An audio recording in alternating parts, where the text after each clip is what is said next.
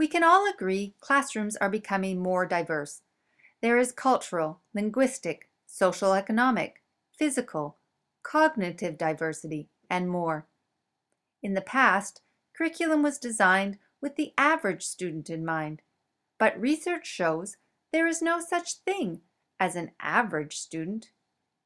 Each student's learning style is as diverse as his or her fingerprints. Every student enters our classroom with their own unique set of interests, background knowledge, strengths, and challenges. When we use curriculum designed for the average student, we leave many students behind. What if we could design learning activities so they were accessible and understood by all students? Meet Anne. She teaches grade 4 at West Shore Elementary. Recently, Anne has noticed that throughout the day, not all of her students are engaged. She feels bad, but she's not sure what to do about this. In the staff room, she asks Beth for advice. Beth used to feel the same way. Last year, she went to a workshop about Universal Design for Learning, UDL. Now she designs her learning activities using the 3 main UDL principles: multiple means of representation, multiple means of expression, and multiple means of engagement. She has noticed a big improvement. Universal design is a concept from architecture. For example, curb cuts. Curbs presented an obstacle for people in wheelchairs. So, curb cuts were introduced as a way to make public spaces more accessible. Turns out, it helped others as well.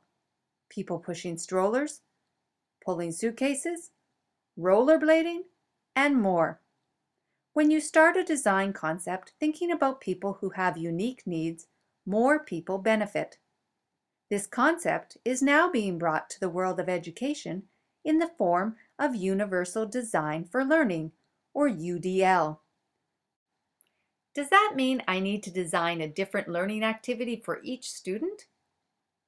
Beth says she compares it to a dinner party. Last week, Beth invited 8 people for her husband's birthday. 2 were vegetarians, 1 was gluten-free, and 1 couldn't eat dairy. Beth planned with all the guests in mind.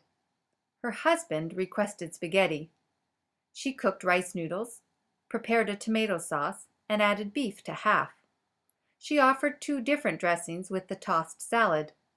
For dessert, flourless chocolate cake. Some guests chose the vanilla ice cream. Others did not. No thanks. In the end, it wasn't much more work to prepare one meal that everyone could enjoy. Beth now plans with all her students' needs in mind. She removes barriers for some students and makes the learning more accessible for all students. Anne decides to try it with her upcoming salmon unit. She uses a smartboard to introduce vocabulary. She sets up an aquarium so students can watch salmon hatch. She reads a story about salmon, shows a video about salmon, and displays a poster of the life cycle. Students are encouraged to work individually or in small groups. She makes a list of 10 ways to demonstrate their learning. The students can choose any 5. Students can record their learning on an audio file, use a computer, or create a concept map. The students were more engaged, and Anne had more time for those who needed extra help. Anne now uses Universal Design for Learning in other areas.